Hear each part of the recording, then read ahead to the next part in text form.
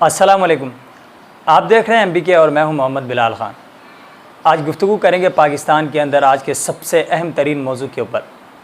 पाकिस्तान 2018 के इलेक्शन में इमरान खान साहब और पाकिस्तान तहरीक इंसाफ की हुकूमत आई।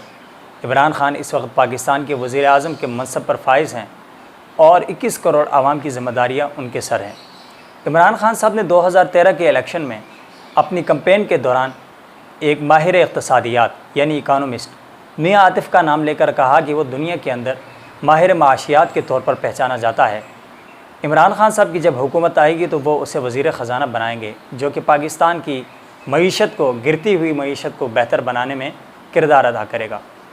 लेकिन जिस मियाँ आतिफ़ का ज़िक्र खान साहब ने किया, उस मियाँ आतिफ़ का जब तारुफ़ मांगा गया और जब उसकी खोज लगाई गई तो मालूम हुआ कि मियाँ आतिफ़ दरअसल कादियानी और मिर्ज़ाई है।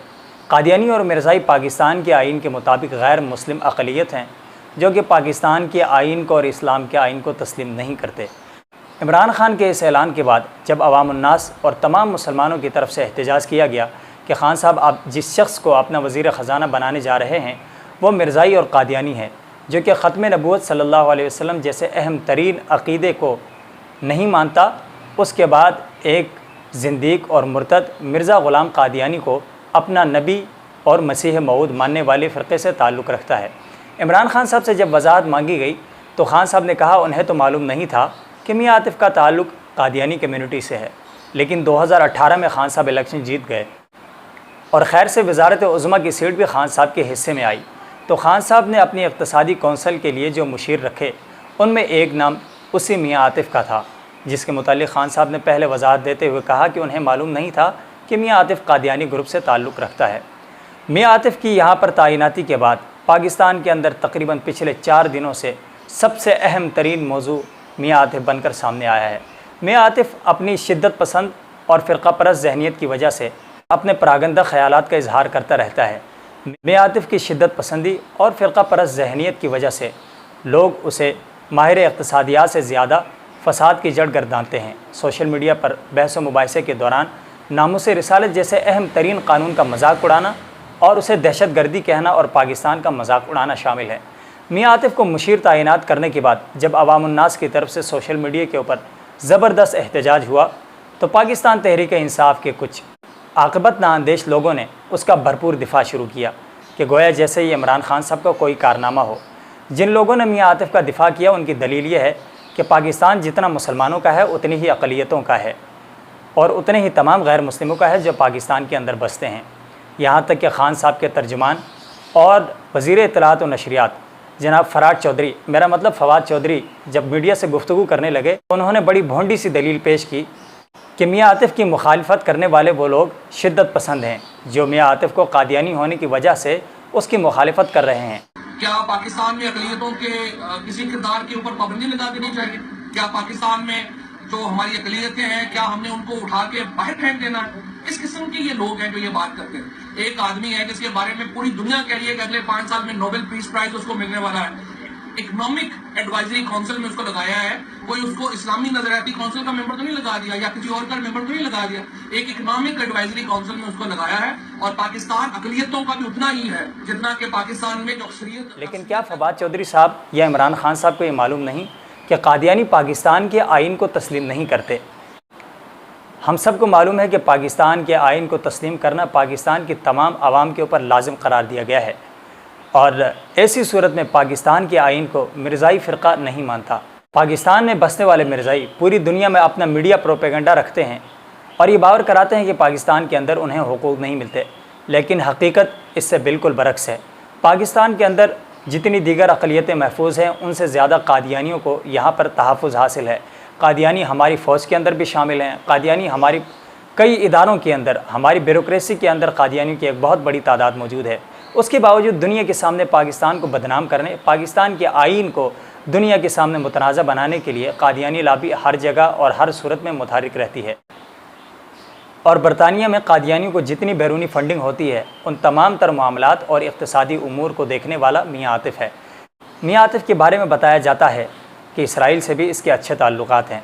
पूरी दुनिया के अंदर नामवर माहिर माशियात होने का दावा भी भोंडे दावे के सिवा कुछ नहीं। फ़वाद चौधरी साहब कह रहे हैं कि इन्हें अनकरीब نوبل انعام دیا جائے گا، کیونکہ ان کی قابلیت اتنی ہے کہ انہیں پوری دنیا تسلیم کرتی ہے۔ تو ذرا فواد چودھری صاحب کو یہ معلوم نہیں کہ نوبل پرائز دراصل دینے والے ہے کون؟ نوبل پرائز دینے والے وہ لوگ جو پوری دنیا کے اندر ناموس رسالت کے مسئلے کو متنازع بناتے ہیں، اسلامی آئین اور اسلامی قوانین کا مذاق اڑاتے ہیں۔ ممالک میں بھی ذرا سی اسلامی ہوائیں چلنے لگیں، وہاں پر فساد برپا کرتے ہیں اور وہاں پر جنگیں بھی مسلط کرتے ہیں۔ نوبل پرائز لینے والے جتنے بھی لوگ موجود ہیں، ان کے اندر آپ کو کوئی ایسا شخص نہیں ملے گا جو کہ اسلام کے بنیادی نظریے سے متفق ہو یا اسلامی نظریے کے لیے کام کرتا ہو۔ جنہیں بھی اس ایوارڈ سے نوازا گیا، انہوں نے اسلام اور پاکستان کو اپنی ہر ممکن کوشش کے ذریعے نقصان پہنچایا ہے، پاکستان کو بدنام کرنے کی پوری کوشش کی ہے۔ اس کی سب سے بڑی مثال مرزائی سائنسدان ڈاکٹر عبدالسلام قادیانی ہے، جس نے پاکستان کی سرزمین سے غداری کرتے ہوئے پاکستان کے اہم ترین ایٹمی راز فاش کیے۔ اور اسی طرح ملالہ یوسفزئی، جس نے پاکستان اور اسلام کے تشخص کو پوری دنیا کے سامنے بدنام کیا۔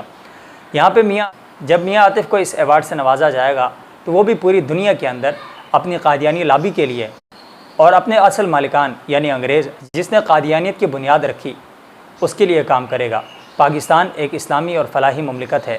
پاکستان کے اندر خان صاحب ریاست مدینہ کی بات کرتے ہیں تو ریاست مدینہ کے اندر نبی کریم صلی اللہ علیہ وسلم کے ختم نبوت کے منکر اور اسلام اور پاکستان کے ازلی دشمن کو مشیر رکھ کر خان صاحب اور پاکستان تحریک انصاف کی حکومت کیا ثابت کرنا چاہتی ہے کہ آیا مسلمانوں کے اندر کوئی ایک شخص بھی ایسا موجود نہیں جو میاں عاطف سے بہتر ہو سکتا ہے، یا اس اقتصادی کونسل کے اندر جتنے بھی لوگ موجود ہیں ان میں اکثریت مسلمانوں کی ہے، تو وہ مسلمان مل کر میاں عاطف کی کمی کو پورا نہیں کر سکتے۔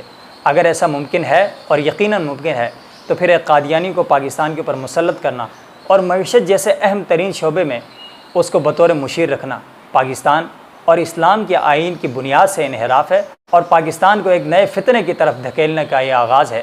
خان صاحب اور حکومت کو چاہیے کہ اس حوالے سے سنجیدگی اختیار کریں اور فواد چودھری جیسے لوگوں کے ذریعے اس معاملے کو مزید نہ الجھائیں، تاکہ لوگوں کے اندر جو جذبات ہیں، جس طرح گزشتہ حکومت کے اندر ناموس رسالت کے قانون کو چھیڑا گیا اور اب گستاخانہ خاکوں کے تناظر میں پوری دنیا کے اندر مسلمانوں کے جذبات مجروح ہونے کی جو لہر چلی ہے، ایسے میں پاکستان کے اندر اس طرح کے فیصلے پاکستان کے امن و امان کو برباد کرنے کے لیے کافی ہیں۔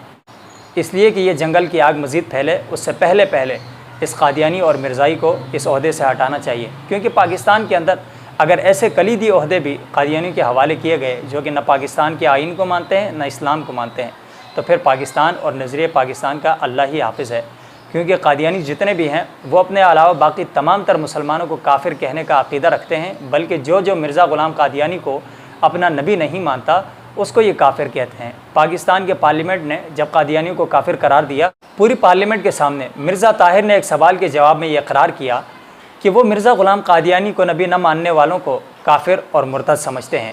اس تناظر میں مرزائیت کے نزدیک پاکستان کا آئین بھی مرتد ہے اور پاکستان کے تمام مسلمان، پوری دنیا کے وہ مسلمان جو مرزا لعین قادیانی کو نبی نہیں مانتے، انہیں وہ مسلمان نہیں کہتے بلکہ ان کی تکفیر کرتے ہیں۔